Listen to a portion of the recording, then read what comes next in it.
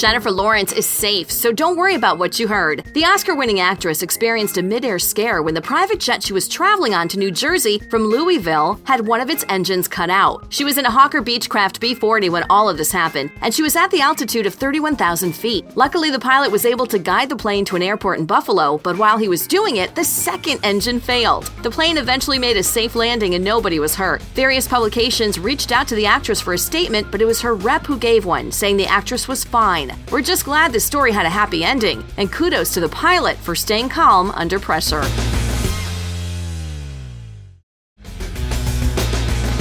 Sick of these promos? Then like us and subscribe so we won't have to make up any new ones.